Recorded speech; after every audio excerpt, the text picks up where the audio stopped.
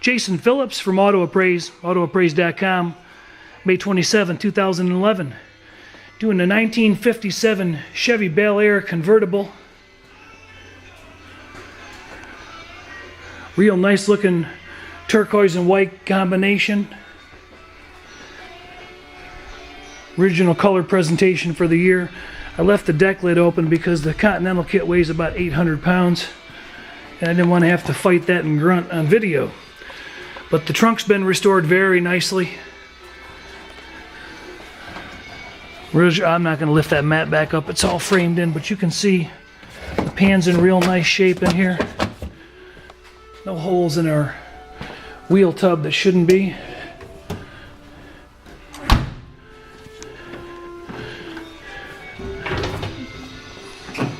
We'll put that back together in a minute. The car's real nice. I ran around it with a magnet. It's got good magnetic adhesion. It's a pretty nice solid body that got restored. You can see the paint reflection is very good. No real obvious contaminations or problems. The car's not super well cleaned or detailed at the moment, but it shows pretty nicely. All the chrome and stainless has been taken off the vehicle prior to its restoration. I didn't see any overspray or visible tape lines. Door jambs were in nice clean shape. VC57. The restoration's probably got a little bit of age on it, but it's holding up really nicely. All the rubber seals got changed. The door corners look great. Seat covers, carpet, dash, all of it's been restored. A few hairline cracks, I shouldn't say a few, one if you can see it there on the steering wheel. And a couple contamination bubbles in the paint. This chrome may have been a reproduction unit from about 20 years ago. It's showing a little bit of fade. The dash looks really nice. Car's sporting just over 100,000 miles, which based on the inspection of the underbody is probably accurate for the car. All that dash trim is original, but it's pretty well survived for aluminum trim. The courtesy lights are working. The doors just close super nice. Two-finger effort and that's done. The bullets have either been replated or replaced with aftermarket. Same with the bumpers. They're not currently cleaned up because the car's been out cruising and there's dead bugs about the place. Engine bay is in pretty nice shape. The engine has got a little bit of paint peel, as you notice here on the intake. It's an older style front oil dump there through the intake. And the harmonic balancer, you probably can't see it from here, is a skinnier one, so 283 or 327. Too hard to get back there and read the casting number and figure out what it is. But it's a good running little small block V8 motor. Don't know the horsies on it. Set up with a little Rochester 2-barrel and an aftermarket HEI style distributor to keep it running down the road without struggling with the points. Original ram's horn style manifolds. Non-power steering, no power brakes. Does have a power top and an AM radio.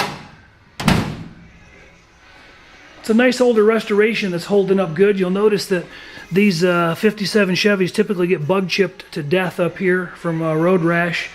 And other than some dead bugs on there currently, it's not really chipped up.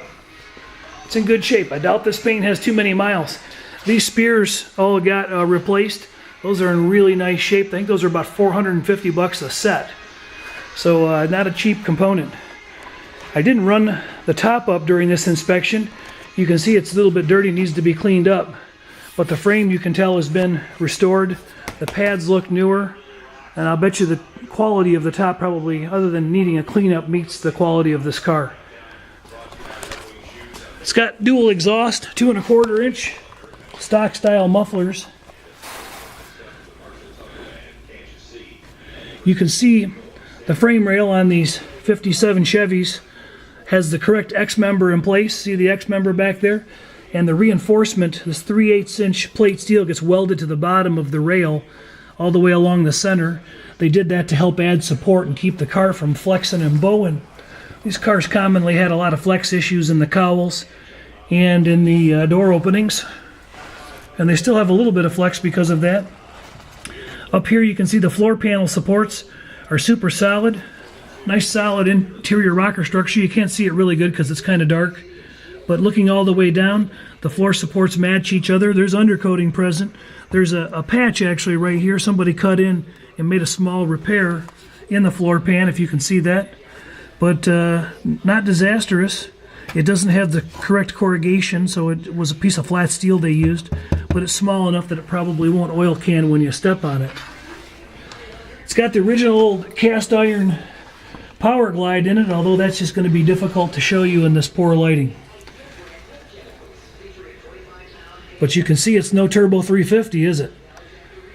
The oil pan's got a little bit of a whoop-de-doo in the bottom of it. I think somebody threw their jack under there a little too far, and but apparently it's not causing much grief. The suspension's got a rebuild on it, but some of the bushing shows some dry rot and decay. There's some wear. The brake drums, if you can see those, have the original springs wrapped around them still. The old style brake drums had that spring wrapped around them, and the replacement ones don't have it. So a really good looking 1957 Chevrolet Bel Air convertible with a super solid underbody. No real problem seen with this vehicle. Looks like it'd be a lot of fun to drive. Jason Phillips from Appraise, autoappraise.com, just finishing up on a collection of cars, 1957 Chevrolet Bel Air convertible. Let us know if we can do an inspection for you sometime. We got 300 guys across the country. Thanks.